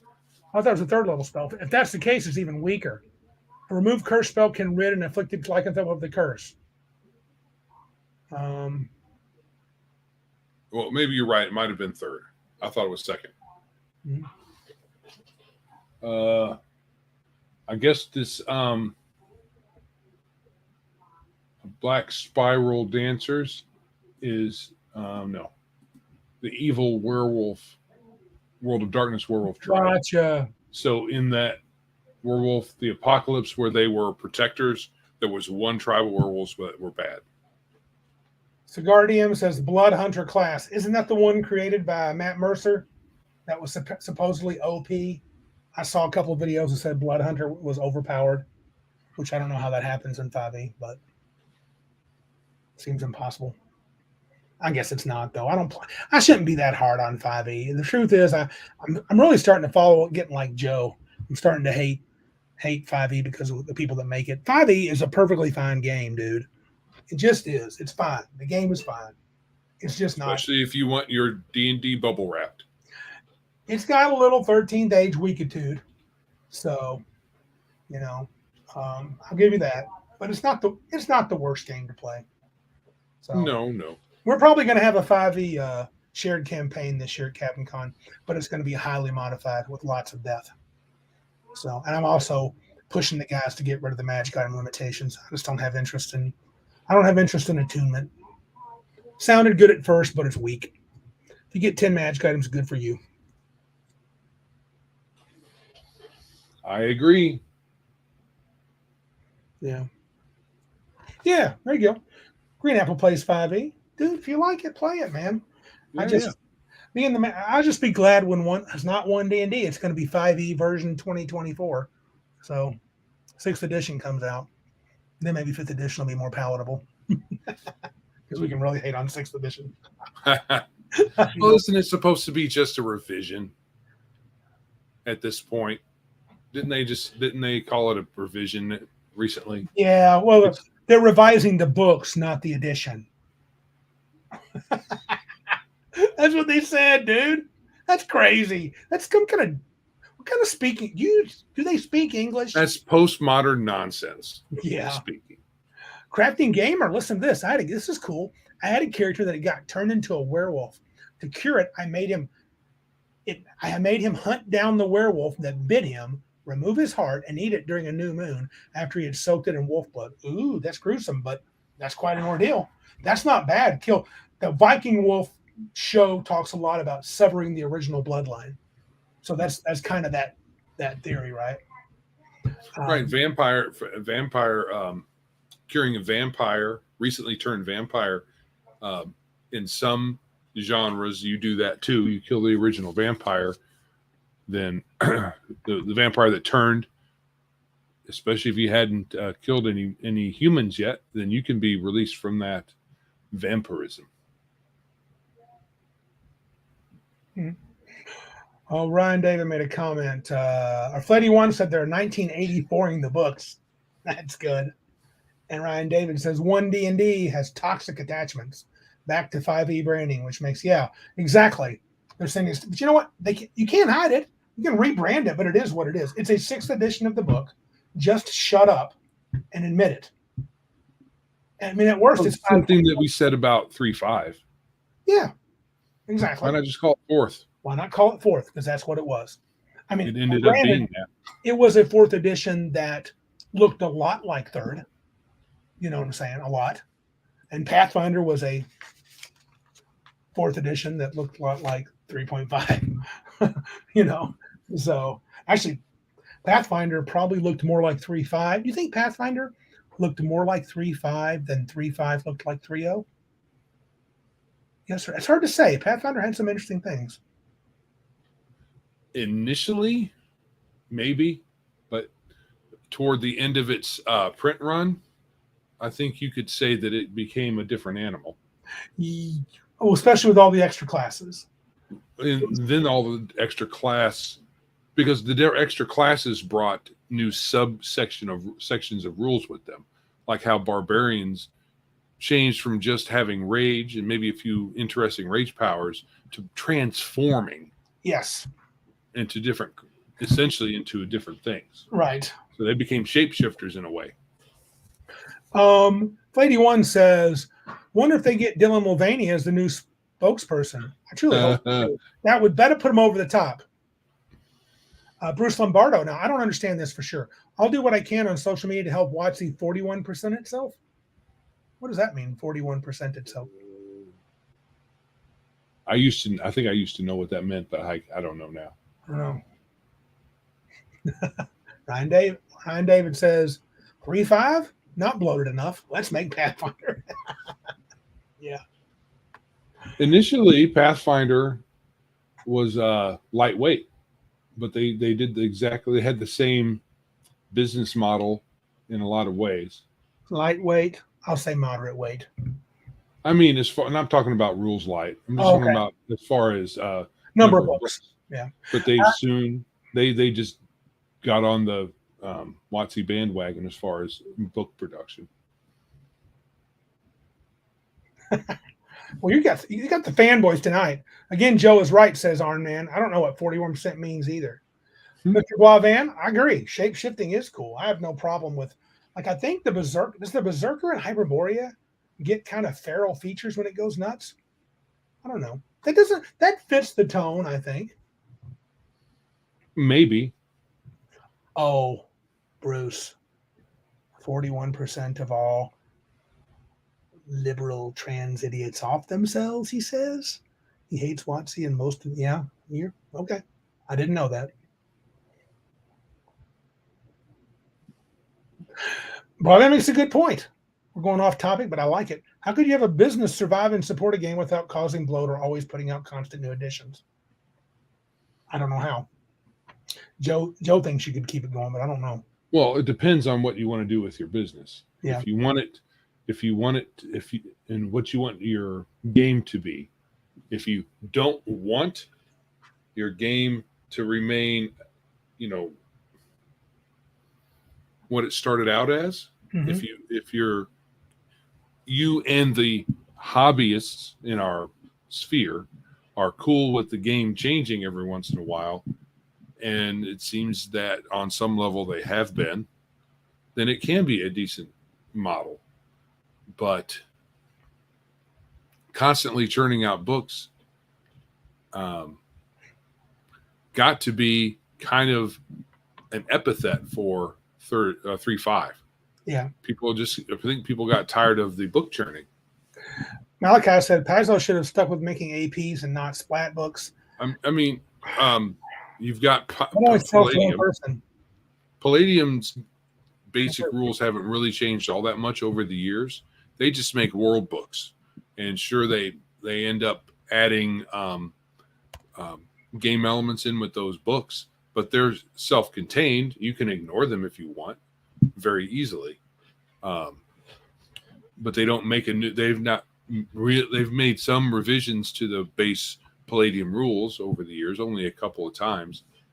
It's not like D&D that's got now 6 editions plus, Beckme and old, and some people will say 3.5 is another edition. Basic versions too. And then 4th edition had essentials version, right? Yeah. And so did, and 5th edition is now getting essentially that same treatment. So 10, 12. There's like 12 editions of the rules, and they remake the old settings instead of just making more settings like what Palladium does. I think Palladium is a smaller company, perhaps because of that, and maybe some other issues, but I think it's a superior model. Plus, they only have like 2 full-time employees, game designers. Point Blank is kind of backing up Flady a little bit. He says you can sell modules and books about loot, new monsters. I always believe they should market towards DMs, not players. GMs, I think it means buy books. Players don't. That's mostly true, but I mean, I've heard the argument that what if one person in 6 is the only one buying books? Can you sustain that? I don't know. It depends on how big of a. Well, they have a lot of employee bloat. Yes, that's a Wizards fact. of the Coast. They have a lot of employees. They have a lot of overhead there. Yes, they So should cut way I back. think that contributes to, it's kind of a vicious cycle. They have a company with a lot of overhead, so now they've got to write a bunch of books to cover that overhead, and because they revamp the rules every once in a while, they also feel that they have to re re redo the settings as well, which is stupid. Yeah. Yeah, my wife is mocking me. That's a nice outfit, baby. The Animal Crossing. Yeah. Yes. I think my wife is fond of Animal Crossing. I think game companies are best should be lean. Hey Hungar, what's up, brother? I think they should be lean and mean. I'm not sure they can do like Palladium does with just 2 guys, but I think they do. I think they should really cut a lot of the crap out. But of course, Paizo would need to fire pretty much everybody, and so would Watsy. So that'd be tough. It would be good for the hobby, I think. Yeah, I do. Let's get back to werewolves. Ecology Werewolves. or were creatures. Ecology and influence of the monster in the campaign. I think they're pretty great, in my opinion. I think they can be a focus of a whole full-blown campaign. You can have a lot of weird creatures running around, a lot of lycanthropy all over the place, or just pick one and run with it. And they're fine for one-off beasts. I think they have a lot of utility in a campaign. Say that last bit again. Sure, I think they can be either run as a focus of a campaign, where you can have a pack of werewolves causing trouble, or it can be as a disease, it's spreading. You have a bunch of lycanthropes in a region where it could be a whole issue. I think they can also be great one-off beasts. Yeah, I think that they have a lot of flexibility in that. Even if you just go with the one version of werewolf, depending on which game you're running, like with what we're running, your OSE game, right? Your OSE module. Yes. If you would be using the really old version of the werewolf, and there's only the one, or were creature, there's only one kind of werewolf, so you wouldn't have templates and all kinds of other weird stuff. Yeah. But you could. Yeah. Arman and Dar said they make good NPCs. Dar said they can be a good henchman. Yeah. The whole henchman for the bad guys. Yeah, that's what I'm talking about. Henchman for a bad guy. Unless you're Randy. Randy would love to give your character a henchman, werewolf henchman that eats the whole party at night. Ooh, a paladin that's contracted lycanthropy.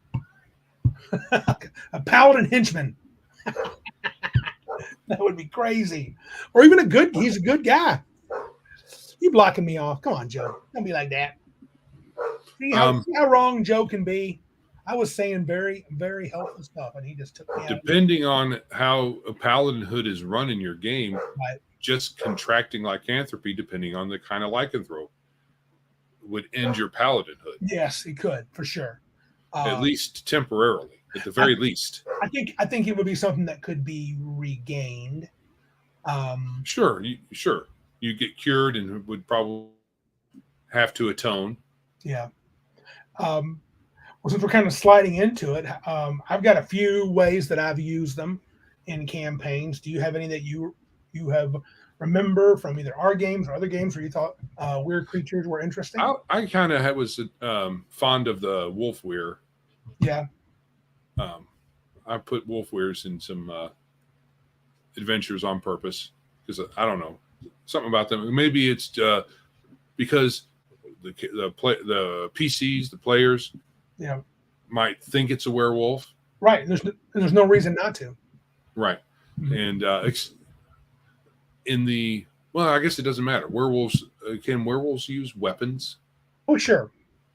Yeah. So they can use tools. Anyway, that makes them think twice about what's going on. Oh, they scratched me. I'm going to become a werewolf now. And they're all scared. So It can be fun that way. Not to mention that you need cold iron weapons or magic to hurt them. Not right. Silver doesn't hurt them. Right. Yeah, that's a nice surprise. Oh, that would be, yeah. It's a werewolf. I'm hitting with silver. Yeah, it doesn't hurt him. What? What? Exactly. And I was looking, it must have been a mistake of mine. I thought there was a weird creature that needed gold weapons to hurt them. And even when we were young, we're like, gold weapons would bend and stuff. It wouldn't be that great. But I thought I couldn't find him, so maybe I You misread cold iron and thought it was gold, perhaps, or maybe it's just a weird one-off thing. Yeah. But gold weapons wouldn't work. They made bronze weapons, right. but they did something special, I think, to temper them so that they could be used. Because bronze is kind of soft as metals go as well. Hungar says he played a were-rat one time in a Ravenloft campaign. That makes sense. That's actually one of my most fond memories of using. And I usually do werewolves and were-rats. Those are my two favorite. But I had a PC whose father was trapped in Ravenloft, and the PC was a paladin trying to hunt him down. And he found out his father was a natural-born werewolf, and which means he eventually turned into one too. And he had to defeat his father. It was the goal of the game, and he did. And he finally turned into a werewolf, he turned into a white wolf. And I actually let him keep his lawful good alignment, and he became the white wolf in Ravenloft. That was an heroic werewolf, and he stayed. That's cool. He couldn't leave. He was kind of like he was kind of bound because he had to hunt down all his father's allies and stuff, and he left the party, which was really a guy that played him, a guy named Chad. I played years ago with not a Chad, but Chad. He was a really good role player. He absolutely knocked it out of the park in the final scene and said goodbye to everybody. And when he took off and he ripped his armor off and he took off and turned into a white wolf, and it was like, oh man, I thought it was kind of cool, And he ran off into the woods, and then he was right at the place to find an exit out of Ravenloft, and he didn't take it. He said, I can't leave. So it was kind of a cool, story moment that kind of played out naturally. It wasn't really planned. And I was like, oh, that's kind of cool. So very cool. Bruce says there was a second edition monster in Ravenloft that was weak or susceptible to gold weapons. Thank you. I might have been forgetting it. And Arnman says gold plating? Maybe so. Yeah, the wolf weir I looked up, Bruce, it was actually cold iron because I thought it was the wolf weir. But that story was a fun one. That was cool. And then, of course, in the early days, we were heavy in the first edition. Joe will remember my vampire werewolf ringer. That was always doing some weirdo crap like that. Dude, I brought a werewolf and he was draining levels in the party, and they're like, what? And so he had like the hit dice of a vampire and could turn into he had, extra long fangs. He could drain levels. Yeah. Well, in some lore where vampires can turn into wolves, just, it's not, they still have a werewolf form. They can turn into wolves and bats and a mist, so that because children of the night and all that crap. Yeah. Our man says he thinks silver might be softer than gold. I don't know. Yeah, it's possible, but like the one fellow who said something about gold plating, right? That's what you would have to do, because that's what you would do with silver. It would be silver plating, like electroplating, some kind of way. It wouldn't be solid silver. That would be unwieldy as a weapon, I think. Substandard. Sorry, man. I'll be right back, Joe. I gotta get something to drink. Sorry. Drink your drink. Right. Yeah, and of course, don't know if it is actually softer than gold. I wonder if there are any historical examples of silvered weapons, or if that's just what we do in games. I know we've got silver bullets. People talk about silver bullets with werewolves. Iron Man says, I own a solid silver flute. It's pretty solid, but not sure if I would use it as a weapon. Right. Isn't there a martial? You see weird martial arts styles, and I know that some of those weird martial artists, they have a flute and they kind of use it in their martial arts in the some of the kung fu movies that you can, especially the older ones. But yeah. I guess you could have gold plating. I know that there's video games where it's gold weapons are kind of have gold weapons and then a couple higher, especially in your Final Fantasy kind of games. Gold is you get weapon sets and they're all gold. They're more powerful than the not gold. Long tobacco pipes. Yeah, I guess you could use them as weapons, especially if they have a pretty decent sized bowl on it. It's made out of something pretty hard, metal. I don't know what you normally make tobacco pipes out of. Of course, the corn cob pipe is comes to mind, but I'm sure that you probably may make them out of wood or some kind of metal as well. Yeah. Silver is softer than gold and platinum, according to Hungar. Okay. Well, then gold weapons are fair game in D&D, I say. Man of War says make it filigree. So you would have, it wouldn't be solid. It would just be inlaid. I think is filigree inlaid or is that kind of on the surface? I'm not sure. Yeah. Yeah. Okay. Fired clay pipes. They're kind of brittle though. They would be kind of brittle, but you could probably smash someone's head a couple of times before it breaks. Yeah, probably could. How about bronze weapons? Bronze must have been tougher than both of those, huh? Or sturdy? I'm sure that they had some sort of tempering process. All right. Last little bit on the werewolf surgeon. That's for you. Am I supposed to eat this? No, but for every $10 they spend at Biggest Geekus, they get one infertile egg. Okay. So we have some birds. They're finches. They're very small and they lay very small eggs. Oh, and my wife is just saying that for every $10 that you spend at Big Geek Emporium, you get one free infertile finch egg, not for consumption. We'd have to market for that. Every 100 they can get a finch though. Every $100 you get a finch. I don't think we can mail those. I mean, we mail chicks. That's for you. Well, it's $75 to mail. Oh, special handling. $75 handling fees. Oh, when they come up with Biggest Geekus Emporium. Yeah. Or Biggest Geekus. We will be looking to get rid of finches because they keep having babies.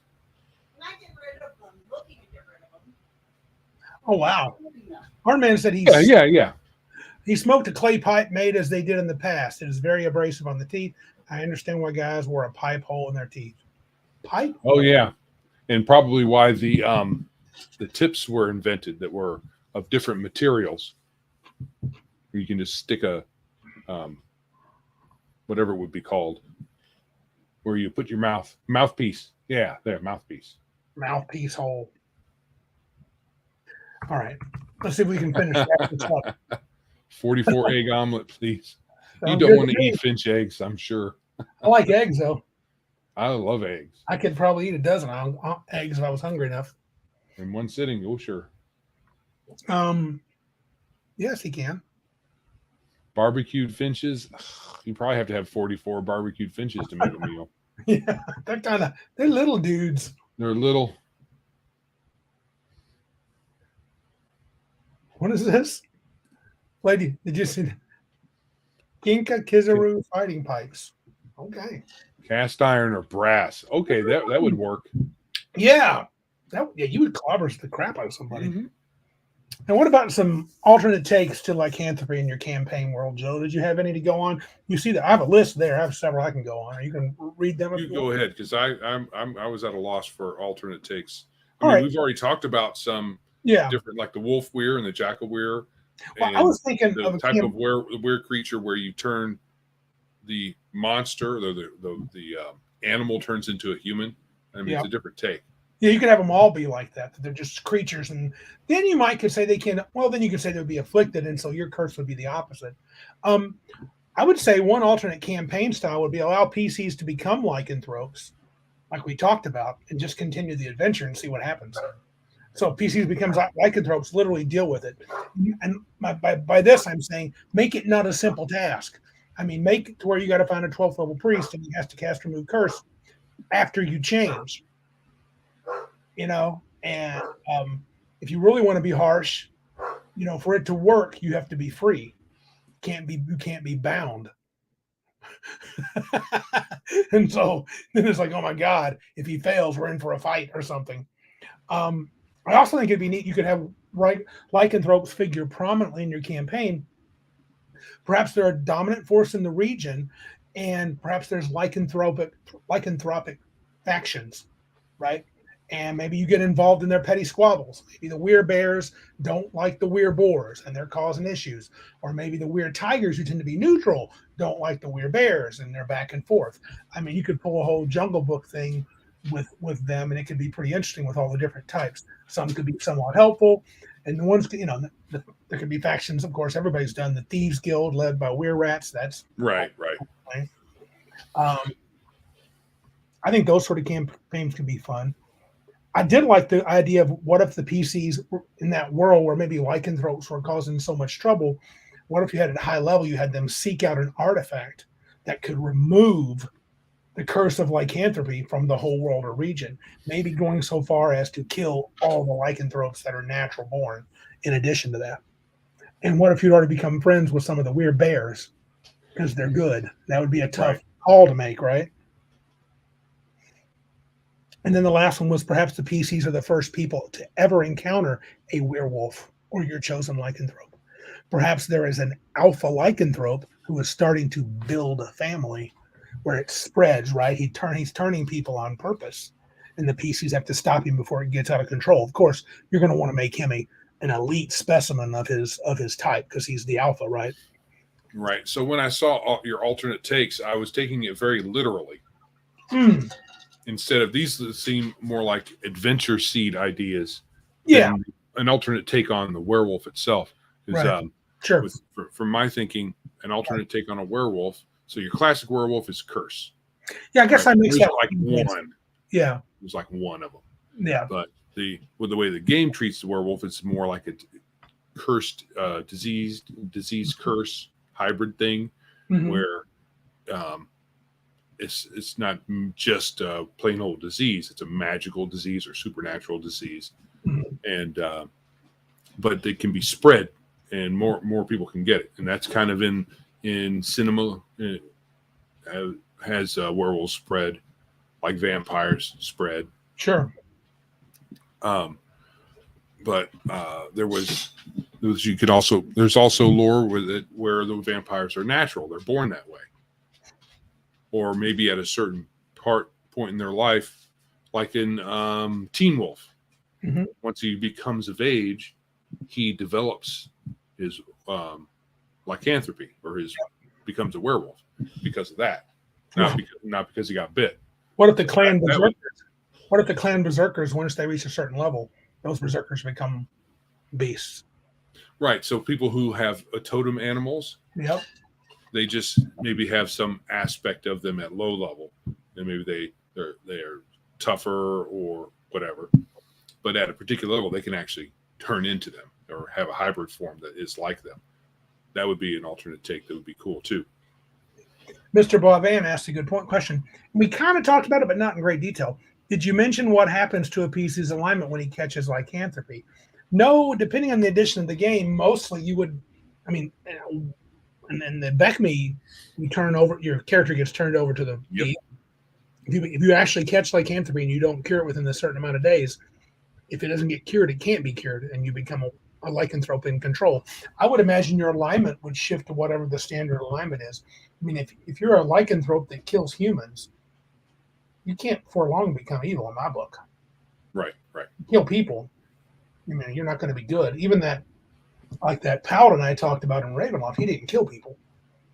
He was a connected. He was a son of an actual lycanthrope, and I was going to have him try to get rid of the curse, but he went a different route, and I thought that was kind of cool.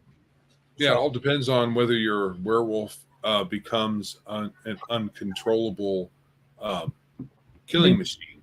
and loses his mind when he changes. But If he retains his mind, it all depends on how you set it up for your world. If he retains his mind, but maybe he has some kind of hunger component like a vampire would. Sure. Maybe he could redirect that to the bad guys or the werewolves. Talking in D&D rules, but Bruce makes the point. I usually don't force chaotic evil on players until they succumb to the need to feed. If they fight it, I allow them to play, but getting weaker by the day until they either get cured or they turn evil. Yeah, or, you could, if you felt generous, you could let them be, their beast could be a completely different person. I mean, I don't think a paladin's god would be okay with them murdering people, but a neutral good ranger, he might just, he's like, look, I'm still good. I just don't know what happens. And I think I'm a werewolf, so I need some help, but he's not trying to kill them. It all depends on if you, in your campaign world, you use the standard werewolf trope. And Mr. Boivin says it also depends if the PC is aware. Right. So it might be that, he has blackouts, but as he gets higher level, waking up with blood all over his face or a gory corpse in a cave beside him, he's probably going to get suspicious. I think it would absolutely be okay to let lycanthropy not change your alignment for most people. I don't even think a paladin doesn't become lawful good if his beast form kills people, especially if he has no control, but he would lose his paladinhood. Yeah, exactly, Martin. Dr. Jekyll and Mr. Hyde. Dr. Jekyll and Mr. Hyde. Yeah. It's open to whatever you want to do at your table. And like Halcyon H says, he says, I think with the curse, the player is unaware of him killing innocents, like in the Curse of the Wolfman. I actually like that. I think that would make it more fun to play, where the player blacks out. And then, a player of a character in one of my games, it was fantasy, Joe would figure it out quick. He's like, what do you mean I'm laying with blood all over me? Oh, crap. There's a group nearby. You try to find them, yeah. Well, you're about a mile away and you can smell them. What? You can smell them. Oh, crap. That'd be... I think with experienced players, you might have to throw some curveballs. Mm-hmm. Right? So perhaps the blackout, when you're in the blackout, it extends into you being able to clean up yourself. Right? Right. So there are very minimal cues that you have turned. Yeah. Yeah, what if a werewolf gets thirsty every time it feeds and it jumps in the water and drinks and you just wake up naked and nothing on you?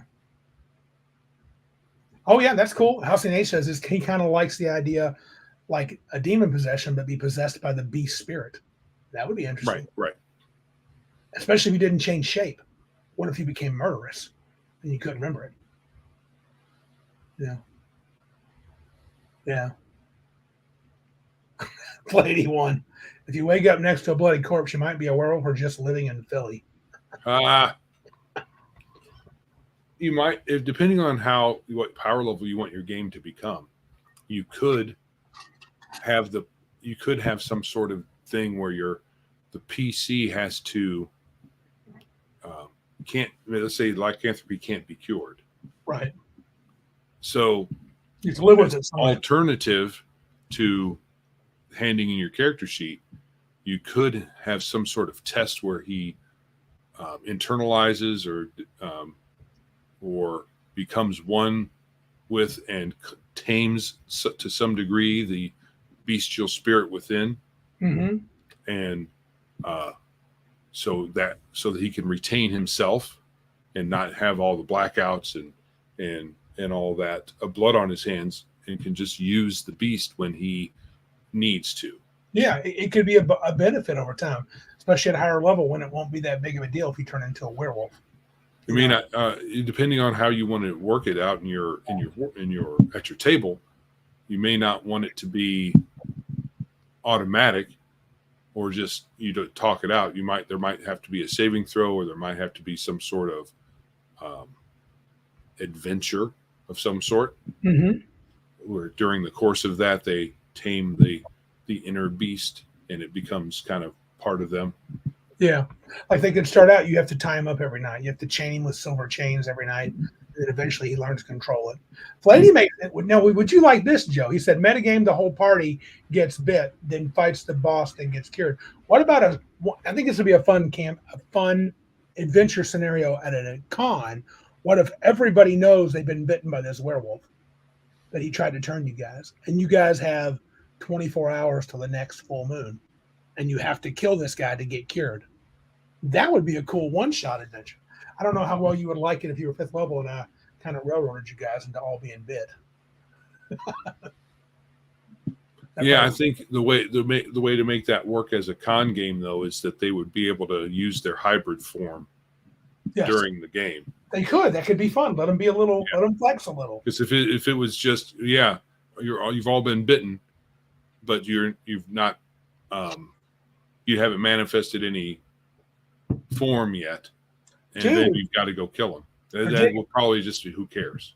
What if you all wake up and you're covered in blood, and your gear is right beside you, and you're like, "What happened?" And you realize, man, there's a full moon tonight, and you got to and make it a long adventure. So you have to deal with your turning part. And if you get into a fight, everybody will feel a certain urge, and if they want to, they can change into a wolfman, and maybe let them keep some of their own sensibility in wolfman form. Maybe the wolf form is the true violent, just murderous killer. And so during the day, they can attempt to change into wolfman form, let them fight tougher creatures where they get their gear and they get to be a wolfman. So they're kind of tough, and that'd be cool. And then at the end, though, they got to realize that, you could have roles during the session where you would lose control, and you might do some crazy stuff. So it's a chance you could take. And then eventually the point of the campaign is to find the starter, as like you said, the alpha, and you got to kill him because you need to be freed of this curse, right? Right. That could be interesting. Yeah, for sure. Yeah, the alignment thing would be an interesting. I think it leads to a lot of more of just thinking about motivations and such. Did you hit that one up? Yep. It's also like starvation. Most people will not eat humans, but at some point the brain shuts down and goes into survival mode. So, right. Mm-hmm. You're with a traditional kind of werewolf thing. It's going to eventually take over. You're going to have to do what the beast says. I did not know this. Bruce says at Flady, there was a 2nd edition Ravenloft module where you got pulled into the coldest part of Ravenloft, and basically everyone got bit and had to fight the boss by the end. About 8 hours of game. Yeah, I hate that kind of. I don't mind that, but I wouldn't feel bad if I you know what? I'm going to make this a chance. I'm going to try to overwhelm them. If they don't flee, they're going to get overwhelmed by werewolves. But if they all get taken down, I'm going to do this to them rather than kill them. That would be okay. That wouldn't bother you as much if you had a chance. Like if you could possibly defeat it or you could run, though, even if it was likely that if you stayed and fought, you'd probably get overwhelmed. Would that bother you as a player if I set an encounter up like that? Where you had the option? No, because there's an out. Yeah. There's a couple of outs. Yeah. Hey, thank you, Death Dog, over on Rumble for the $10 rant. He says the thirst always wins. All right, dude. He is a ranter of rumblingness. I love that dude. Yes, just as a reminder, thank you for the reminder there, Death Dog.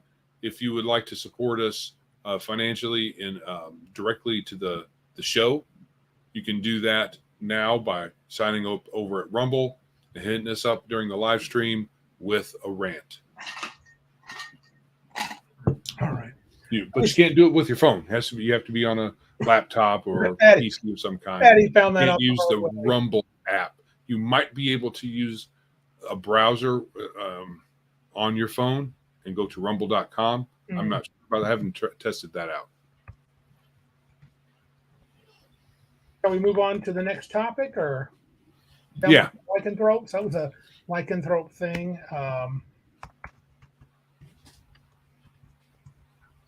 So anyway, our second last topic tonight under campaign analysis, with our current Hyperborea campaign, which we played one session, I hope to play more soon. I wanted to bring up the idea of the length of the campaign.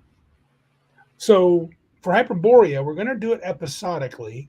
I plan to run quite a few modules. I have a bunch and I want to run them, plus to put the game through its paces. I do plan to do some modifying because, especially with your character, if the huntsman gets to 4th level, I want the werewolf slayer to mean something.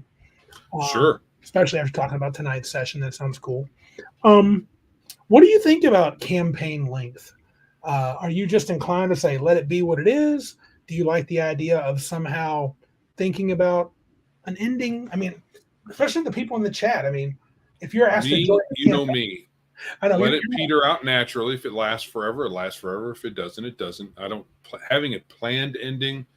Uh, that's what some people do, and that's fine. It's just not my preferred way of doing. so you'd rather not like say, hey, we're going to do a set number of sessions and that's it. Just play Right. till you get bored or till it ends. Right. Now, if you get to the point where you're like, yeah, I think we're done because of the natural progression of things, then you tie a bow on it, Right. with a final session or 3, Yeah. and then whatever. But Right. Dude, Joe is on fire. Legion says, I'm with Joe again. What has happened to the world? It's all upside down. We live in clown world. So it makes sense. That's what it is. Since we now live in clown world, boys can be girls can be boys can be ducks, girls can be werewolves. I don't know. Since we live in clown and world, Joe can be right. and Joe can be right. It fits. Yeah, perfect. probably. Once we're realigned correctly, we won't see these sorts of comments anymore. Correct. Halcyon asks, have you decided to post the games? We are going to do something like that. Right. So we're not currently recording that Hyperborea game, right? Because it's an in-person game and we don't have the gear, probably not the will. It's probably the will. Have some gear we could use, but I'm just we just don't have the we just want to play. If we're going to do if we're going to post recorded games, we're probably going to do those on Zoom. Yeah. And invite some folks. They don't necessarily have to be our homies here. Yeah. They can be. We'll probably make an open invitation at some point, and then we'll record some content and then edit that down to bytes to put on the site. Yeah. So because initially, I don't think we want to start out to stream live. No. We could just do an audio. Who knows? We're gonna.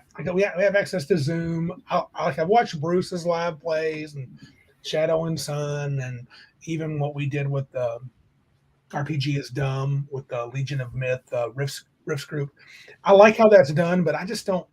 I think I'd rather have I don't know. I just don't want to be. I want the game to be fun. I don't want it to be work. And I'm not a huge fan of online play, but I will figure it out. So we'll do some. I played a little fantasy Savage Worlds. I played a little Deadlands during COVID, and it was fine. But it's after a couple hours, dude, I'm just beat. It's a lot to keep track of. So right. Yeah. Bruce says you don't have to watch my live plays. I'm trying to push my players to exhaustion and poor decision making. They're adventurers and should be resolute. Yeah. I think Bruce just brought the DM is a dick to the fore again here.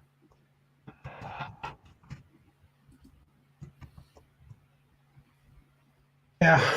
So Halcyon says you did good as a crazy. Yeah, thanks, bro. It took some effort. It's my first time playing Rift, so it was kind of neat. I learned a lot watching and playing with those guys that had some experience, and it was really cool. So I actually hope to play more with RPG is Dumb. I may get in there and run another second issue of Nightlight. So Nightlight. That's my crazy. All right. So Random Geekitude. Any reports from Big Geek Emporium? We've got an issue with physical products. We kind of made that live, but it's a little half baked. We're going to hopefully get that resolved soon. Okay. Big Geek Con still is Friday and Saturday, 9/22 and 23. You got any numbers for me, Joe? Is it still 4 people? So still 4 people. Hey, we want to make so you're saying 20, we need a minimum of 20 to make it work? I think 20, we can make it work with 20. So we need a minimum of 20 to make it work, and we want them to be all signed up by July 1st. July 1st. Yeah, that's when we have to. That's a cutoff. If we don't get it, we'll be returning cash, and it won't be happening. I am going to be. Joe is going to help me get a flyer. And we're going to get that out locally and see if we can get some folks to show up to Big Geek Con. So September 22nd, 23rd, Saginaw, Michigan. Where can they find the information at, Joe? At Big Geek Emporium, is there a link there to There is a link at the top of the page over at Big Geek Emporium to tabletop events, but there's going to also be a link directly in the description once I get that set up. Dude. So tabletop events /convention /Big Geek Con 2023, all hyphenated. Yeah. I'll put it up here. Let me do this. Let's see. Darth says, oh, that is 20 tickets sold. If we get 20 people showing up, it's happening, Darth. We're going to do it. I think I can do it for 20 people. It'd be great to get 10 rooms. That would give us much more space. But just 20 people for the con. There you go. We just linked it. Joe just linked it in the chat there. Darth says, I am planning on getting my stuff on the 15th when I get paid. Is that the stuff to go to the con? I hope that's what I'm hearing. I would love to see Darth there. I thought Darth. Hopefully by stuff he means his badge. Yeah, I'm hoping Green Apple would come.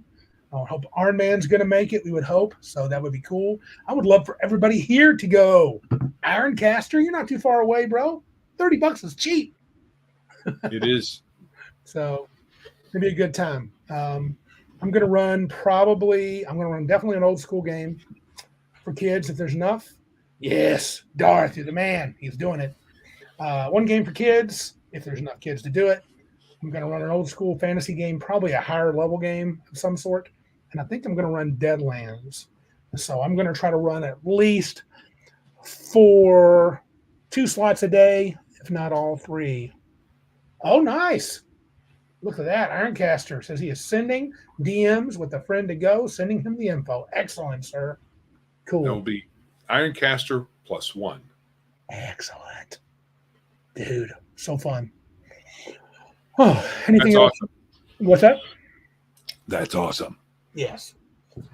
Anything else, dude? Are we ready to? Oh, and my module is going to be out on Big Geek Emporium, I hope, soon. David Gwill is helping me out. I got a little adjustment to make, but I showed that cover earlier. Maybe I should show it again. I don't know if anybody came in late. Nah, I won't. I think they've all seen it, so I won't worry about it. But rewind. Watch again.